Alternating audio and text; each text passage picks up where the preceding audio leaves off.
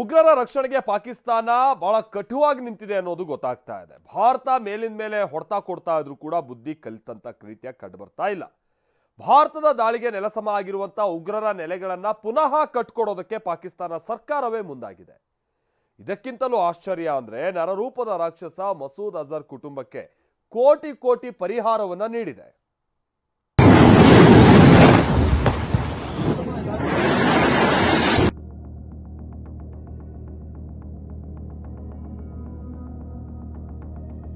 ಮತ್ತೆ ಬಯಲಾಯ್ತ ಉಗ್ರ ಪೋಷಕ ಪಾಕಿಸ್ತಾನದ ಕುತಂತ್ರಿ ಆಟ. ಭಾರತದ ದಾಳಿಯಿಂದ ಧೂಳೀಪಟವಾದ ಉಗ್ರರ ತಾಣ ಮರು ನಿರ್ಮಾಣ. ಪಾಕಿಸ್ತಾನ ಉಗ್ರರ ಎಪಿಸೆಂಟರ್ ಅನ್ನೋದು ಜಗಜ್ಜಾಹೀರಾಗಿದೆ.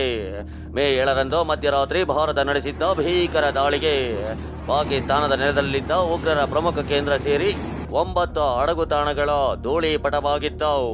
ಭಾರತದ ಅನಿರೀಕ್ಷಿತ ದಾಳಿಯಿಂದ ಪಾಕಿಸ್ತಾನ ಬೆಚ್ಚಿ ಬಿದ್ದಿದ್ರೆ ಇಡೀ ಜಗತ್ತು ಮೂಗಿನ ಮೇಲೆ ಬೆರಳಿಟ್ಟುಕೊಂಡಿತ್ತು. ಪಹಲ್ಗಾಮ್ ದಾಳಿಗೆ ಪ್ರತೀಕಾರವಾಗಿ ಭಾರತ ಹೀಗೋ ದಾಳಿ ಮಾಡುತ್ತಾ ಅಂತ ಜಗತ್ತಿನ ಶಕ್ತಿಶಾಲಿ ರಾಷ್ಟ್ರಗಳೇ ಆಶ್ಚರ್ಯಕ್ಕೊಳಗಾಗಿದ್ವು. ಆದ್ರೆ ಭಾರತದ ದಾಳಿಯಲ್ಲಿ ಛಿದ್ರಗೊಂಡ ಉಗ್ರರ ಕೇಂದ್ರಗಳ ಮರು ನಿರ್ಮಾಣಕ್ಕೆ ಪಾಕಿಸ್ತಾನ ಸರ್ಕಾರವೇ ಮುಂದಾಗಿದೆ.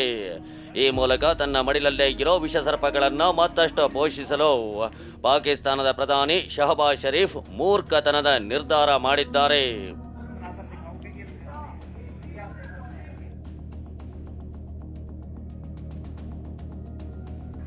ಪಾಕಿಸ್ತಾನದ ಜನರಿಗೆ ನೆಟ್ಟಗೆ ತಿನ್ನಲು ಕುಡಿಯಲು ಯೋಗ್ಯವಾದ ನೀರು ಪೂರೈಸಲು ಶಹಬಾಜ್ ಶರೀಫ್ಗೆ ಯೋಗ್ಯತೆ ಇಲ್ಲ ಅಂತ ಅದರಲ್ಲಿ ಭಾರತದ ದಾಳಿಗೆ ನೆಲಸಮವಾದ ಉಗ್ರರ ನೆಲೆಗಳು ಹಾಗೂ ಮನೆಗಳ ಮರು ನಿರ್ಮಾಣಕ್ಕೆ ಸಹಾಯ ಮಾಡ್ತಿದ್ದಾರೆ.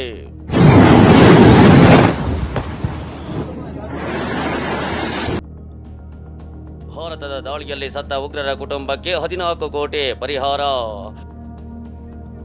ಉಗ್ರರ ಅಂತ್ಯಕ್ರಿಯೆಯಲ್ಲಿ ಭಾಗಿಯಾಗುವ ಮೂಲಕ ತಮ್ಮದು ಉಗ್ರ ಪೋಷಕ ರಾಷ್ಟ್ರ ಅಂತ ಮತ್ತೆ ಪ್ರೂವ್ ಮಾಡಿದ ಪಾಕ್ ಸತ್ತು ಹೋದ ಉಗ್ರರ ಕುಟುಂಬಕ್ಕೆ ಕೋಟಿ ಕೋಟಿ ಪರಿಹಾರ ನೀಡಿದೆ. ಅದರಲ್ಲೂ ಭಾರತದ ಮೋಸ್ಟ್ ವಾಂಟೆಡ್ ಉಗ್ರ ಮಸೂದ್ ಅಜರ್ ಕುಟುಂಬಕ್ಕೆ 14 ಕೋಟಿ ಪರಿಹಾರ ನೀಡಿದೆ. ಅಂದ್ರೆ ಸತ್ತ 14 ಉಗ್ರರ ಕುಟುಂಬಗಳಿಗೆ ತಲಾ 1 ಕೋಟಿ ಪರಿಹಾರ ನೀಡಿದೆ. ಭಾರತದ ಪ್ರಹಾರಕ್ಕೆ ಪಾಕಿಸ್ತಾನದ ಏರ್ಬೇಸ್ಗಳ ಧ್ವಂಸ. ಮ್ಯಾಕ್ಸರ್ ಸ್ಯಾಟಲೈಟ್ನಲ್ಲಿ ಸೆರೆಯಾಯ್ತ ಸ್ಪಷ್ಟ ಚಿತ್ರಣ. ಪಾಕಿಸ್ತಾನದ ಉಗ್ರರ ನೆಲೆಗಳ ಮೇಲೆ ಭಾರತದ ದಾಳಿ ಬೆನ್ನಲ್ಲೇ ಬಾಲ ಸುಟ್ಟ ಬೆಕ್ಕಿನಂತಾಗಿದ್ದ ಪಾಕಿಸ್ತಾನ ಭಾರತವನ್ನ ಗುರಿಯಾಗಿಸಿ ಡ್ರೋನ್ ಮಿಸೈಲ್ ದಾಳಿ ಮಾಡಿತ್ತು. ಇದಕ್ಕೆ ಮುಟ್ಟಿ ನೋಡಿಕೊಳ್ಳುವಂತ ತಿರುಗೇಟು ಕೊಟ್ಟ ಭಾರತ ಪಾಕಿಸ್ತಾನದ 11 ಏರ್ಬೇಸ್ಗಳನ್ನ ಟಾರ್ಗೆಟ್ ಮಾಡಿ ಧ್ವಂಸಗೊಳಿಸಿದೆ. ಆದ್ರೆ ನಮ್ಗೇನು ಆಗಿಲ್ಲ ಅಂತಾನೆ ಸುಳ್ಳು ಹೇಳಿಕೊಂಡು ಬಂದಿದ್ದ ಪಾಕಿಸ್ತಾನದ ಕಪಟತನಕ್ಕೆ ಸಾಕ್ಷಿ ಮೇಲೆ ಸಾಕ್ಷಿ ಕೊಟ್ರು ಮೊಂಡುತನ ಬಿಟ್ಟಿರಲಿಲ್ಲ. ಇದೀಗ ಮ್ಯಾಕ್ಸರ್ ಸಂಸ್ಥೆ ಪಾಕ್ ಏರ್ಬೇಸ್ಗಳ ಮೊದಲು ಹಾಗೂ ಭಾರತದ ದಾಳಿ ಬಳಿಕದ ಸ್ಯಾಟಲೈಟ್ ಫೋಟೋಗಳನ್ನ ಬಿಡುಗಡೆ ಮಾಡಿದೆ. ಈ ಫೋಟೋಗಳಲ್ಲಿ ಸುಕ್ಕೂರ್, ಸರ್ಗೋದಾ, ಬೋಲಾರಿ, ಜಾಕೋಬಾಬಾದ್, ನೂರ್ ಖಾನ್ ಹಾಗೂ ರಹೀಮ್ ಯಾರ್ ಖಾನ್ ಏರ್ಬೇಸ್ನಲ್ಲಾದ ಡ್ಯಾಮೇಜ್ ಅನ್ನ ಕಣ್ಣಿಗೆ ಕಟ್ಟುವಂತೆ ಸೆರೆ ಹಿಡಿಯಲಾಗಿದೆ.